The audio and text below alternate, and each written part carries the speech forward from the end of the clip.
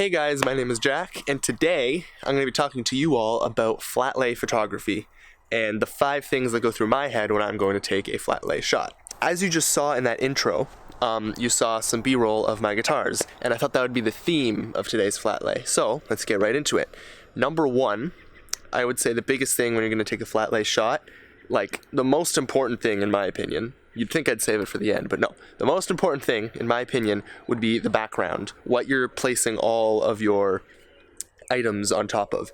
I think that's the biggest thing. It's important that it's interesting. It shouldn't take away from the subject. Like, don't put some crazy, like, intricate pattern as the background, but it should be interesting enough, but also fit your theme. Because obviously you're gonna have a theme. You're gonna be photographing something. I'll get into that in some future steps.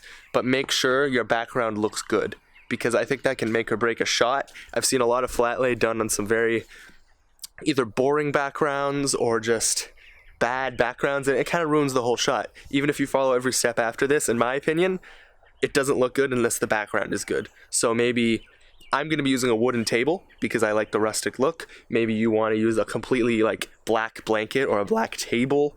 Maybe you want a checkerboard pattern, so you get like a blanket of some sort. I don't know. Whatever it is, make sure your background is good. That leads into number 2. Make sure that the stuff you're laying down varies in size. So don't just have a bunch of big things, a bunch of small things, because I think that really, it makes the photo seem very empty. When you have something big in one corner, and then a medium-sized object near the middle, and then smaller things scattered around, I think that makes the photo 10 times better. So I always do that. Alright, that takes me into point 3. I think another huge thing is to make sure that not only that you have a theme in mind, but that you have a subject item. You don't want to just scatter a bunch of items. That could work. There are some exceptions to this rule, but I think in my experience, you should always have some sort of subject. And the subject, remember, does not always have to be the biggest item. It can be any size. Like I just said in the last step, how you want to vary size. It can be absolutely any size. I find that if your subject is small, you want to place it in the middle, because then it kind of gets forgotten on the side and no one will know what your subject is. But maybe your subject is big, like a guitar. Like in my case, I'm not going to put the guitar right smack in the middle, because that's just going to look awkward, even though it is my subject item in this sense. I'm basing everything around my red guitar.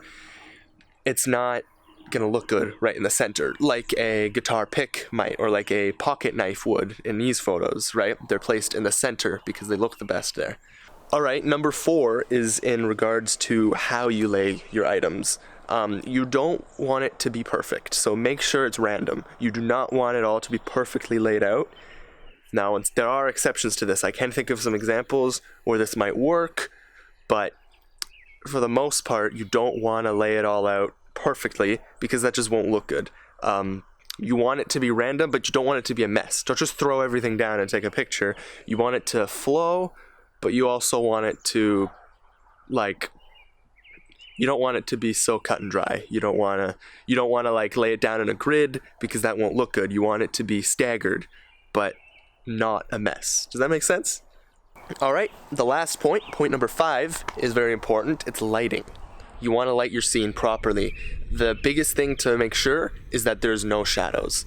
I can give you some tips on where to put lights, but ultimately, look at your scene and see if any of the items cause shadows. Shadows on each other, shadows onto the background. You want as little shadows as possible, and it will look the best. So, the way I like to do it, the way I did it for these photos, is I shine a light from both sides, about, I'd say like 45 degrees up from your flat table, about 45 degrees up on 2 opposite sides. You shine a light, it eliminates almost all shadows. I don't have the ability to do this, but if you can, shining a light from above should eliminate all shadows, unless your items sort of block the table that they're sitting on. So if you can get a light from directly above shining down, as well as lights on both sides, I don't think you'll have any shadows.